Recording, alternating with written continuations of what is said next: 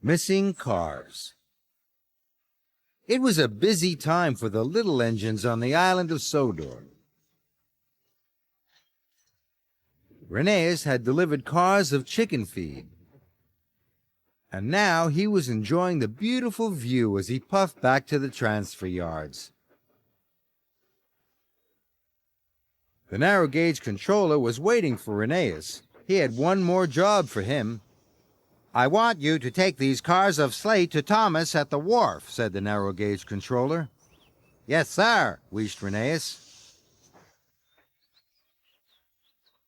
So Rheneas coupled up to the cars and steamed slowly away. Further up the line, Skarloey was taking on more water. Rheneas was happy to see his friend. "Hello," he chuffed cheerfully. But Skarloey wasn't cheerful. "I'm tired," groaned Skarloey.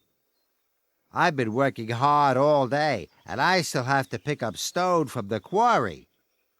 Then I have to collect coal cars from the transfer yards and deliver them to the wharf." Skarloey's water was full, and he puffed sadly away. Rheneas wanted to help his friend. Then an idea flew into his funnel. "I'm going to the wharf," he thought. "I can deliver Skarloey's coal cars for him. It will be a nice surprise," he puffed, and he raced quickly back to the yards. Rheneas steamed back into the transfer yards. "Why are you so excited?" whistled Peter Sam. "Can't tell you," cried Rheneas. He didn't want anyone to spoil the surprise for Skarloey. He coupled up to Skarloey's coal cars. Biff, bang, clanked the freight cars. Then Rheneas set off. Soon Rheneas was chuffing up a steep hill. "Pump my pistons," he gasped. "I can't pull my cars and Skarloey's cars. They're too heavy." So Rheneas chuffed back down the hill. He puffed into a siding, and Skarloey's coal cars were uncoupled. "I'll deliver my own cars first," huffed Rheneas. "Then I'll come back for Skarloey's." Now it was easy for Rheneas to steam up the steep hill. Thomas was at the wharf. He was waiting for the cars of slate.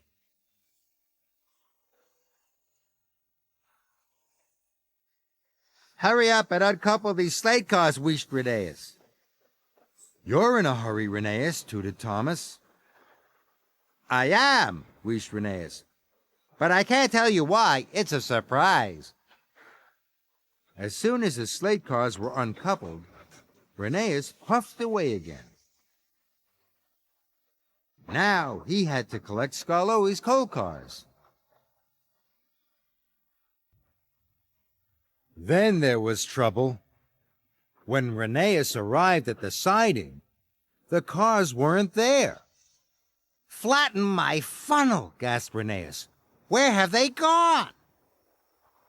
Rheneas was sure this was where he had left them. "I must find Skarloey's cars," he whistled, and Rheneas puffed quickly away. Rheneas searched high and low for the missing coal cars, but they were nowhere to be found. Rheneas was upset. Rheneas stopped at a signal. Skarloey puffed up. He looked very unhappy. "My coal cars have disappeared," Skarloey cried. "If I don't find them, I will have to go to the depot and tell the narrow gauge controller." Rheneas watched Skarloey puff sadly away. "I wanted to surprise Skarloey," Rheneas sighed. "But I've only made things worse." Rheneas felt terrible. He didn't want his friend to get into trouble. He knew what he must do. I must tell the other engines about my surprise. Maybe they can help me find the missing cars before Skarloey finds the narrow gauge controller. Rheneas arrived at the transfer yards. Sir Handel, Mighty Mac, and Rusty were there. "Please help me," Rheneas whistled. "Skarloey's trucks are missing, and it's all my fault." He told them all about his surprise. The other engines were happy to help. "If we each look somewhere different, I know we'll find them," he tooted. Just then, Peter Sam puffed in with the missing cars. "I found these cars at the bottom of the hill," chuffed Peter Sam. "Do you know who left them there?" "I did," puffed Rheneas excitedly. "Thank you, Peter Sam."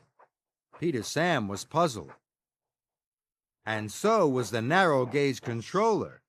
"You told me the cars were missing, Skarloey," said the narrow gauge controller. He was surprised. Skarloey was surprised too. "They were, sir," wheezed Rheneas quickly. "It was a surprise. I wanted to help Skarloey, but I didn't tell anyone what I was doing. Please, can I still deliver the freight cars for him?" "Of course you can," laughed the narrow gauge controller. "Now we all know what you're going to do."